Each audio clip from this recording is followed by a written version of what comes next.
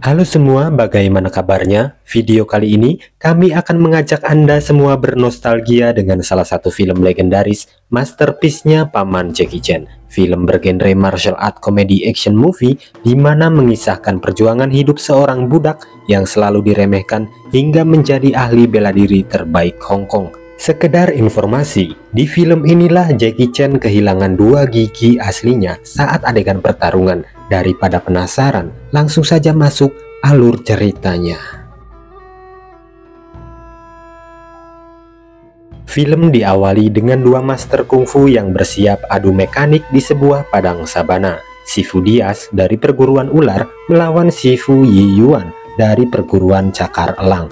Duel ini dilatar belakangi Diaz yang ingin balas dendam pada Yi Yuan yang telah menghabisi 3.000 muridnya. Sedang Yi Yuan punya misi untuk melenyapkan seluruh pewaris jurus ular. Salah satunya Diaz ini dan dua orang lainnya yang berhasil kabur, yaitu Pai Cheng dan You Cici.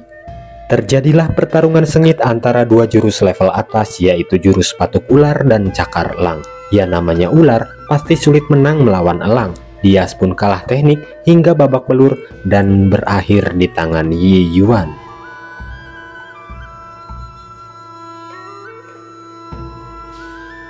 Adegan berpindah di sebuah kontrakan di mana terdapat seorang pengemis tua bernama Pai Cheng yang dihampiri oleh kelompok preman penagih hutang karena telat bayar beberapa bulan. Nah, Pai Cheng ini merupakan salah satu sisa anggota perguruan ular yang masih hidup ya guys. Para debt collector langsung mengacak-acak dan menggeledah barang milik Pai Cheng hingga mereka menemukan seekor ular di dalam tas milik pengemis itu. Pai Cheng yang merasa terusik memberi pelajaran para cecunguk itu dengan sedikit skill saja.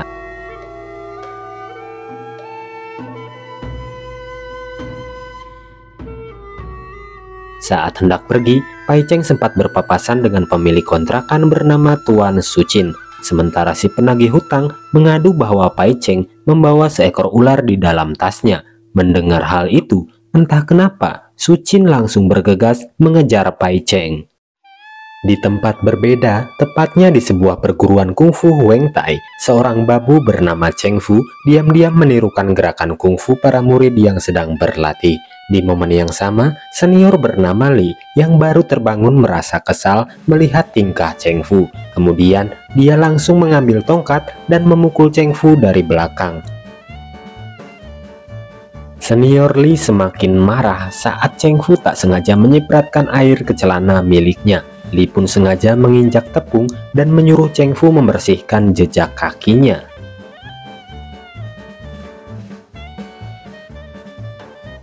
Setelah puas membuli Cheng Fu, senior Li dengan gaya songongnya berjalan menghampiri mentor kungfu yang sedang melatih. Di depan para murid, senior Li mengajak si mentor mempraktekkan jurus harimau naga dengan sok jago. Saat sedang praktek, senior Li terpukul hingga terpental. Sontak, para murid yang menyaksikan itu pun tak kuasa menahan tawa mereka. Tak terima jadi bahan tertawaan, senior Li memanggil Cheng Fu dan memberi contoh gerakan, kemudian menjadikan Cheng Fu sebagai samsak hidup. Li sengaja menggunakan Cheng Fu yang masih minim ilmu agar dia bisa memamerkan skill dan gayanya yang si paling kungfu. Cheng Fu yang babak belur langsung lari menuju gudang. Di tempat berbeda, Pai Cheng si pengemis yang lelah berlari memutuskan istirahat di depan perguruan Huang Wai. Sementara di dalam perguruan itu, dua orang tamu sedang berkunjung, yang mana itu adalah seorang hakim dan anaknya bernama Ahui. Hakim itu kebetulan sedang mencari perguruan kungfu yang pas untuk menitipkan anaknya sebagai murid. Guru Zhu yang melihat kesempatan besar segera memanggil senior terbaik bernama Li yang akan memamerkan kebolehannya. Senior Li yang akan menampilkan aksi memecahkan bata dengan tangan kosong. Baru saja mau mulai, aksinya itu dihentikan oleh Ahui si anak hakim. Ahui menambahkan dua lapisan bata lagi untuk dipecahkan. Senior Liang pun menyanggupi dan dengan sekali pukulan berhasil memecahkan tumpukan bata itu. Ternyata di belakang diam-diam senior Liang mengalami bengkak di bagian tangannya. Sementara di depan, Pak Hakim yang takjub melihat aksi senior Liang tadi memutuskan untuk mendaftarkan anaknya di perguruan Huang Wai. Saat hendak pamitan, Guru Zhu memanggil Liang untuk berjabat tangan dengan sang hakim. Namun baru saja hakim itu menyentuh tangannya, Liang terlihat meringis kesakitan. Mengetahui hal itu, Ahui akhirnya tak jadi bergabung di perguruan Huangwei. Tak tinggal diam, Guru Zhu berusaha merayu dan mengejar mereka, namun usahanya gagal. Hingga sampai di depan gerbang, Guru Zhu melihat Pai Cheng sedang rebahan di sana. Dia menganggap Pai Cheng lah yang membawa nasib sial siang itu. Guru Zhu segera mengerahkan muridnya untuk mengusir Pai Cheng. Saat itu pula Cheng Fu kebetulan lewat. Melihat pengemis tua dikeroyok, dia nekat untuk menolongnya. Mereka yang tahu bahwa Cheng Fu merupakan anak perguruan Huang Tai yang merupakan rival abadi perguruan Huang Wei, Guru Zhu pun menginstruksikan muridnya sekalian saja menghajar Cheng Fu. Cheng Fu yang masih noob soal kungfu, awalnya dia kalah dihajar anak-anak Huang Wei. Namun dengan bantuan Pai Cheng dari belakang, Cheng Fu bisa membereskan murid-murid Huang Wei itu. Dirasa sudah aman untuk kabur, Cheng Fu membawa Pai Cheng ke perguruan Huang Tai lewat pintu belakang. Cheng Fu menyarankan Pai Cheng untuk tinggal saja sementara di gudang belakang bersamanya. Tak lama, Hakim dan Ahui kini datang bertamu ke perguruan Huang Tai. Tentu saja senior Li langsung gercep mempromosikan perguruannya dan mengaku bahwa gurunya merupakan juri kejuaraan kungfu antar provinsi. Kemudian dia menyuruh Ahu untuk memanggil Cheng Fu yang berada di belakang. Seperti biasa, Cheng Fu dipanggil untuk dijadikan kelinci percobaan guna memamerkan jurus perguruannya di depan si Hakim. Senior Li menyuruh murid lainnya berduel melawan Cheng Fu. Tapi sebelumnya, Cheng Fu disarankan untuk pura-pura kalah dan tak boleh melakukan perlawanan. Adu kungfu dimulai, Cheng Fu dihajar dan saat akan melawan, ia diingatkan soal aturan mainnya di mana ia dilarang melawan. Cheng Fu pun habis babak belur. Setelah selesai, Cheng Fu yang lelah kesakitan segera balik lagi ke gudang belakang. Pai Cheng yang berada di sana menanyakan kenapa Cheng Fu bisa bonyok seperti itu. Namun Cheng Fu hanya diam dan berlari masuk ke gudang. Ahu pun menjelaskan bahwa temannya itu sering diperlakukan buruk oleh senior Li. Mendengar cerita itu, Pai Cheng berusaha menghibur Cheng Fu dengan sebuah atraksi mangkok. Skill gerakan tangan Pai Cheng cukup mengalihkan perhatian Cheng Fu. Kemudian Pai Cheng menantang Cheng Fu untuk coba merebut mangkok itu. Dengan semangat, Cheng Fu menerima tantangan tersebut. Namun sekuat tenaga, Cheng Fu sama sekali tidak bisa menyentuh mangkok dari tangan Pai Cheng.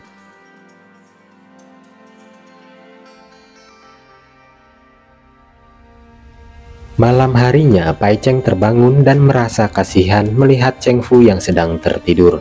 Pai Cheng yang tak mau membebani anak muda itu, akhirnya memutuskan pergi dan melanjutkan hidup di jalan. Pagi harinya, Pai Cheng terbangun dan kaget saat tahu bahwa Pai Cheng sudah tidak berada di sana. Dia melihat coretan di tembok yang berisi panduan ilmu dasar kungfu. Begitupun saat dia keluar, dia juga melihat gambar jejak kaki yang digambar oleh Pai Cheng. Melihat itu, Cheng Fu mengikuti gambar tersebut untuk melatih gerakan langkahnya. Secara perlahan, Cheng Fu kini mulai mengerti gerakan kaki Pai Cheng saat dia berusaha merebut mangkok itu tempo hari. Sementara Pai Cheng kembali melakukan rutinitasnya sebagai pengemis door-to-door ke rumah-rumah warga. Di sana ia tak sengaja memergoki seorang pendeta yang sedang berdakwah dari pintu ke pintu. Tapi saat itu, ia masih mengabaikannya. Pai Cheng juga melihat lukisan ular di salah satu tembok rumah warga. Pai Cheng yang penasaran coba menyelinap masuk rumah itu. Di dalam, Pai Cheng melihat tulisan yang merupakan pesan dari Cao Cici, teman seperguruannya dulu. Namun tiba-tiba ia dicegat Sucin, si pemilik kontrakan tempo hari. Rupanya Sucin ini sudah mengetahui identitas Pai Cheng yang sebenarnya. Pertarungan pun terjadi. Dengan jurus ularnya, Pai Cheng berhasil menahan serangan Sucin. Namun saat dia hendak kabur, dia dicegat kembali oleh seorang pendeta yang tadi dia lihat di luar. Rupanya si pendeta ini merupakan master yang disewa oleh Yu Yian untuk mencari sisa-sisa member perguruan ular. Posisi kini menjadi 2 lawan 1. Beruntung, Pai Cheng yang terluka masih bisa melawan dan melarikan diri.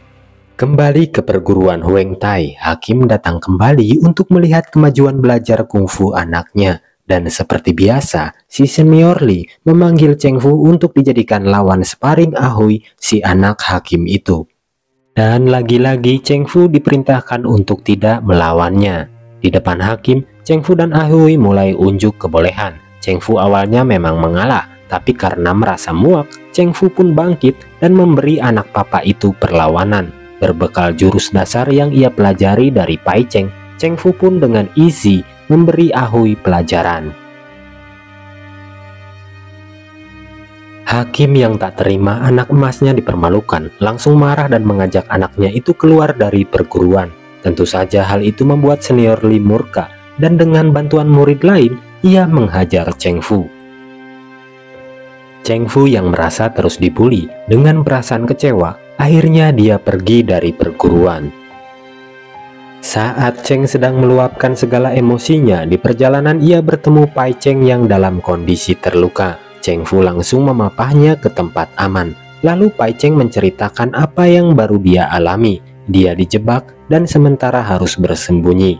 Di dalam sebuah gubuk, Pai Cheng tiba-tiba pingsan yang membuat Cheng Fu kebingungan menolongnya. Sampai dia menemukan ide untuk mengambil obat-obatan di tempat perguruannya. Cheng Fu kembali ke Huang Tai dengan mengendap-endap dan berhasil membungkus beberapa obat. Cheng Fu kembali ke gubuk dan mulai merawat Pai Cheng. Beberapa hari kemudian, Pai Cheng pun tersadar dan melihat Cheng Fu sedang sibuk meramu obat herbal. Melihat kebaikan hati anak itu, Pai Cheng pun memutuskan mengangkat Cheng Fu sebagai murid untuk mewarisi jurus ular.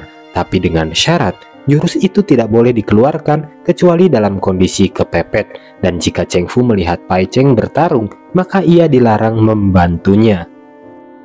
Cheng Fu pun setuju dan singkat cerita rutinitas latihan pun dimulai. Jurus ular legendaris siap diwariskan. Dengan tensi tinggi, Cheng Fu dilatih ketahanan fisik, gerakan tangan, dan kecepatan refleks. Hari demi hari dilalui, Cheng Fu yang hanya seorang pesuruh amatir mulai menunjukkan progresnya. Setelah ia lumayan jago kungfu, ia kembali pulang ke perguruan Huang Tai. Senior Li yang melihat Cheng Fu kembali berulah saat diberi tugas mengepel lantai, kembali berniat mengerjainya lagi dengan menebar jejak kaki. Tapi kini Cheng Fu berhasil mencegahnya dan bahkan membuat senior Li terkesan seperti pemula.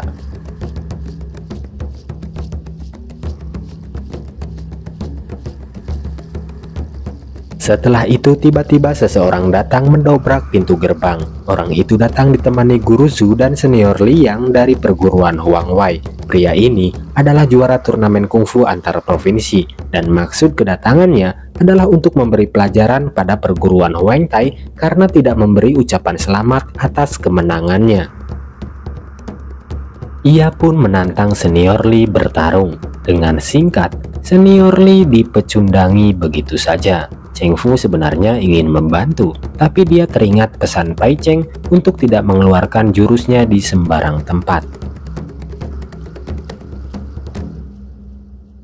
Melihat senior Li kalah telak, para murid serentak memutuskan bergabung ke perguruan Huang Wai. Sesaat setelah itu, datang guru besar perguruan Huang Wai bernama Wu. Guru Wu kaget melihat kondisi perguruan yang tiba-tiba sepi. Cheng Fu yang masih berada di sana menceritakan semua kejadian tadi. Tanpa banyak kata, Guru Wu langsung pergi ke perguruan Huang Wai. Di sana, ia sempat dicegah oleh senior Liang, tapi Guru Wu dapat mengalahkannya dengan mudah. Dari dalam perguruan, datanglah si juara provinsi dan langsung adu mekanik dengan Guru Wu. Pertarungan master dua perguruan pun terjadi. Jual beli serangan berlangsung, tapi si juara itu unggul satu jurus dari Guru Wu hingga akhirnya Guru Wu kewalahan dan kalah stamina.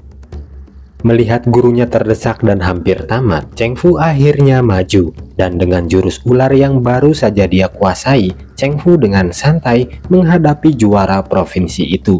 Cheng Fu berhasil menyudutkannya, dan setelah bertarung cukup lama, akhirnya Master Huang Wei itu tumbang di bredel jurus ular milik Cheng Fu.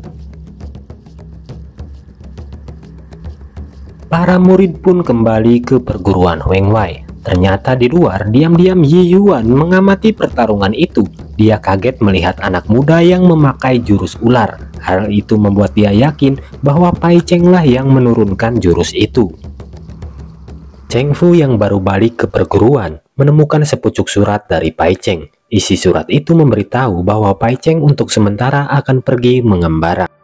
Tak lama kemudian, Yi Yuan datang. Ia mengaku sebagai rekan satu perguruan dengan Pai Cheng. Tapi Cheng Fu tak percaya begitu saja. Untuk membuktikan hal itu, Cheng Fu menantang Yi Yuan tes kemampuan. Namun Cheng Fu bukan lawan seimbang bagi Yi Yuan, dan dengan 1-2 gerakan, Cheng Fu dikalahkan. Melihat skill kungfu Yi Yuan, Cheng Fu pun mempercayai ucapannya. Yi Yuan pun minta Cheng Fu mengabarinya jika Pai Cheng sudah datang. Saat Cheng Fu masuk kamar, ia kaget melihat kucing orange miliknya sedang bertarung dengan seekor kobra. Melihat refleksi kucing, Cheng Fu terinspirasi untuk menambah satu jurus baru, yaitu jurus cakar kucing.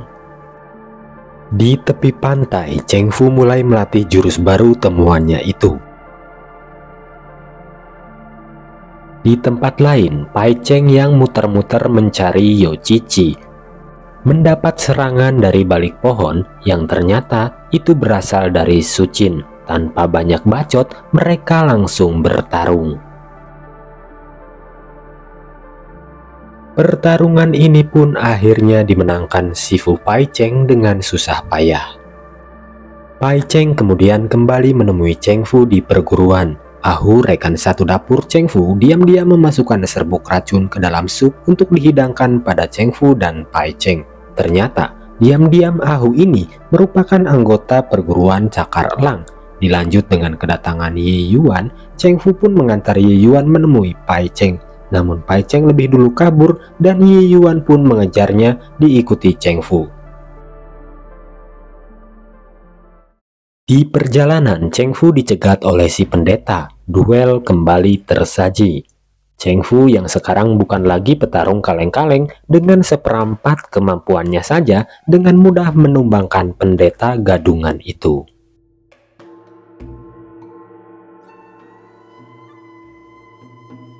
Di tempat berbeda, Yi Yuan berhasil mengejar Pai Cheng. Inilah momen di mana Yi Yuan menuntaskan misinya membasmi perguruan ular.